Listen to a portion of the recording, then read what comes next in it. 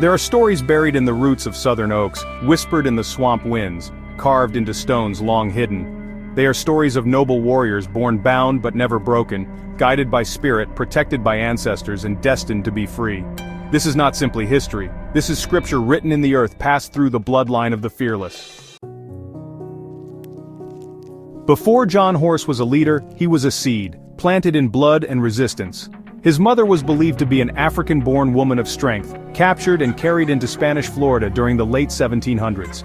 She was not enslaved, she was a bound-born queen, taken against her will but never silenced. His father, likely a man of African native descent or Seminole ally, carried the traditions of two worlds, African resistance and indigenous sovereignty. John Horse was born between the two nations, African blood and Muskogee earth. In Spanish Florida, African captives who escaped from Georgia and Carolina found sanctuary among the Seminoles. These warriors built villages, raised families, and defended their freedom tooth and nail. Their children, like John Horse, were raised on stories of escape, cunning, and fire. Legacy. He was not just born free, he was born of those who reclaimed their freedom and built nations from the mud. The Black Seminoles, descendants of bound-born Africans and indigenous protectors, were a new nation. They lived in maroon villages deep within Florida's wild terrain, farming, hunting, praying, and preparing for war. These were not runaway slaves, they were swamp-born sovereigns, creating a freedom the outside world could never understand. The US government viewed them as a threat because they were. They refused servitude, they refused separation, and they armed themselves with muskets and machetes. Young John Horse learned early that freedom had to be protected like a child, every hour, every season. He watched elders counsel with warriors, trained alongside native youth, and walked between two cultures with ease. Legacy. The Black Seminoles were not a forgotten tribe, they were the blueprint for every hidden, self-liberated people who refused to be erased. As the United States launched campaigns to remove the Seminoles and re-enslave their African allies, John Horse emerged as a leader, warrior, and spiritual guide.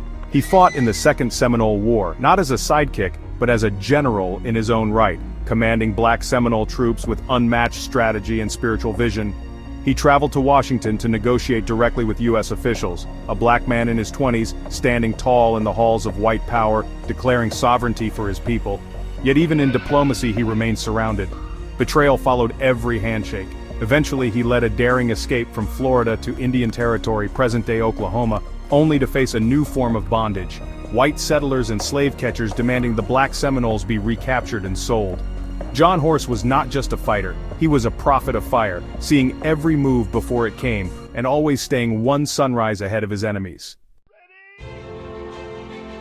Surrounded by betrayal and hunted by bounty men, John Horse did what few would dare. He led over 200 Black Seminoles out of U.S. territory entirely, across Texas, past hostile Comanche lands and into Mexico, where slavery had been abolished. This was no small migration. It was a black exodus, with rifles in one hand and children in the other. They fought off raiders, U.S. patrols, and illness, but they kept moving. In Mexico, they were welcomed as warriors. In exchange for protection, they defended the northern Mexican frontier from invaders. For decades, they lived in relative peace, carving out a new society where no one would ever be a captive again. The march to Mexico was one of the greatest acts of self-liberation in Black American history. John Horse walked his people out of the jaws of empire and into sovereignty. John Horse died a free man, not in chains, not in court, not in silence. Though his name was erased from American textbooks, his spirit is eternal. He was a prophet of resistance, a general of the invisible nation, a father of maroon warriors.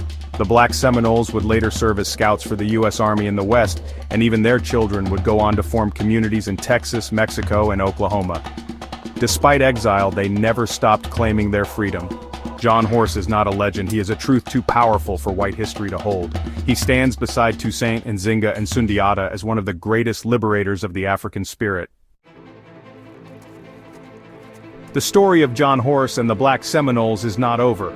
It lives in every swamp breeze, every border crossed in search of justice, every foot that marches in defiance. They were not slaves, they were not fugitives. They were prophets in the name of thunder, and their children are rising again,